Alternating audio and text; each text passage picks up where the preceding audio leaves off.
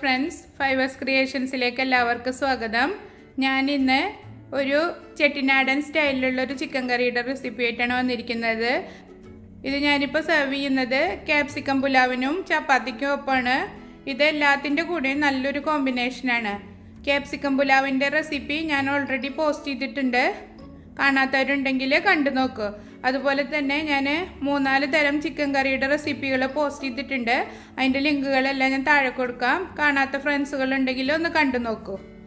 അപ്പോൾ ഇനി ഇതെങ്ങനെ തയ്യാറാക്കുന്നതെന്ന് നോക്കാം. ഒരു പാനിൽ 1 ടീസ്പൂണ് പെരിഞ്ചീരകം ഇട്ട് കൊടുക്കുക. ഞാൻ തീ കത്തിച്ചിട്ടില്ല. എല്ലാ മസാലകളും ഇട്ടതിന് ശേഷം തീ കത്തിച്ചാൽ മതി.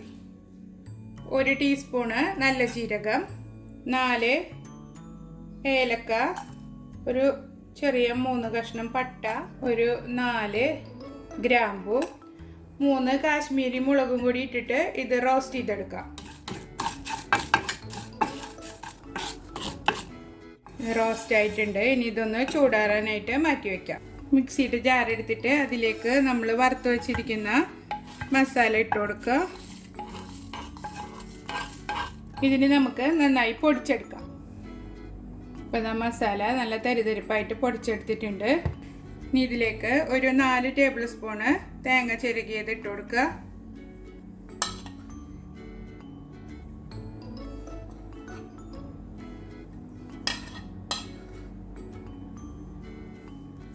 ഇതിലേക്ക് ഉപ്പ് ചേർത്ത് കൊടുക്കുക. ചിക്കനിലേക്കും കൂടിയുള്ള ഉപ്പ് ഇതിലിട്ട് കൊടുക്കണം. ഇതിലേക്ക് 1.5 table spoon ginger garlic paste ഇട്ട് കൊടുക്കുക. ഇതിലേക്ക് 2 ടേബിൾ സ്പൂണ് മല്ലിപ്പൊടി,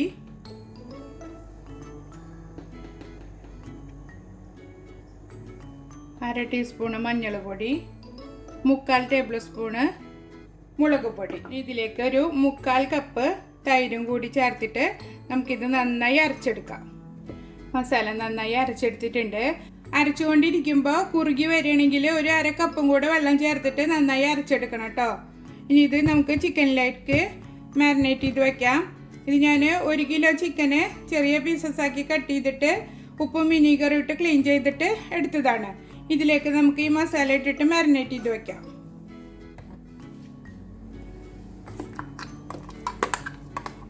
നന്നായി മിക്സ് ചെയ്തെടുക്കുക.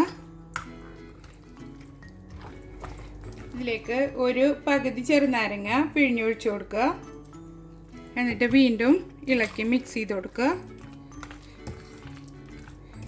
ഇത് നിങ്ങൾക്ക് വേണമെങ്കിൽ കൈ കൊണ്ട് നന്നായി തിരുമ്മിയെടുക്കാം. എന്നിട്ട് ഇത് ഒരു 1/2 മണിക്കൂർ മൂടി വയ്ക്കാം. ചിക്കൻ മാരിനേറ്റ് ആവുന്ന സമയം കൊണ്ട് നമുക്ക് ഇതിലേക്കുള്ള മസാല റെഡിയാക്കി എടുക്കാം. പാൻ നന്നായി ചൂടായി വരുമ്പോൾ അതിലേക്കൊരു 5 ടേബിൾ സ്പൂണ് ഓയിൽ ഒഴിച്ചു കൊടുക്കുക. ഒരു 3 മീഡിയം സൈസിലുള്ള സവാള ഞാൻ ചെറിയ സ്ലൈസസ് ആക്കി കട്ട് ചെയ്തെടുത്തിട്ടുണ്ട്. അത് ഇതിലേക്ക് ഇട്ട് കൊടുക്കുക. എന്നിട്ട് ഇത് നന്നായി വാട്ടിയെടുക്കാം. ഉള്ളി വാടാൻ വേണ്ടി അല്പം ഉപ്പിട്ട് കൊടുക്കുക.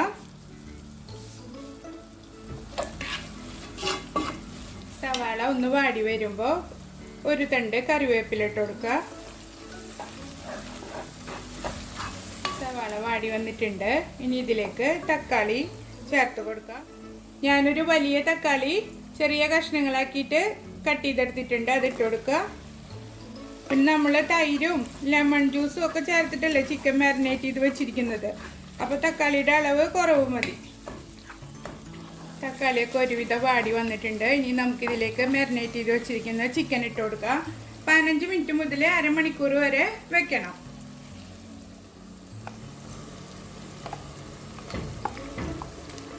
നമ്മൾ ലെമണും തൈരൊക്കെ ചേർത്തിട്ട് കുഴച്ച് വെച്ചിട്ടുള്ള കാരണം നല്ല സോഫ്റ്റ് ആയിട്ടാണ് ഇരിക്കുക ചിക്കൻ.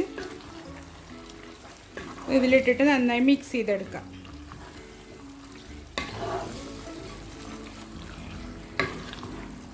ഇത് നന്നായി മിക്സ് ചെയ്തതിന് ശേഷം ഇത് മൂടി വെച്ചിട്ട് ഒരു 4-5 മിനിറ്റ് വേവിച്ചെടുക്കാം. മൂടി വെച്ചിട്ട് 4-5 മിനിറ്റ് കഴിഞ്ഞിട്ട് തുറന്ന് നോക്കണം. എന്നിട്ട് ഇളക്കി കൊടുത്തിട്ട് ചിക്കൻ വെന്തിട്ടില്ലെങ്കിൽ വീണ്ടും വേവിച്ചെടുക്കാം. ഇടയ്ക്ക് തുറന്ന് നോക്കിയിട്ട് ഇളക്കി കൊടുക്കണം. അടിക്ക് പിടിക്കാതെ ശ്രദ്ധിക്കണം. ഇതിലിപ്പോൾ നമ്മൾ വേറെ വെള്ളമൊന്നും ചേർക്കുന്നില്ല. ചിക്കനിൽ നിന്ന് ഇറങ്ങി വരുന്ന വെള്ളത്തിൽ തന്നെയാണ് വേവിച്ചെടുക്കുന്നത്. ചിക്കൻ ഒന്നും കൂടെ വേവാനുണ്ട്. മൂടി വെച്ചിട്ട് വീണ്ടും വേവിച്ചെടുക്കാം. ഇനി അഥവാ നിങ്ങൾക്ക് ഇതിൽ വെള്ളം കുറവ് തോന്നുകയാണെങ്കിൽ അല്പം വെള്ളം ഒഴിച്ചിട്ട് വേവിച്ചെടുക്കണം. ഇതിലേക്ക് ഒരു 3/4 ടീസ്പൂണ് ഗരം മസാലപ്പൊടി ഇട്ട് കൊടുക്കുക. എന്നിട്ട് വീണ്ടും ഇളക്കിയിട്ട് മൂടി വെച്ചിട്ട് വേവിച്ചെടുക്കാം.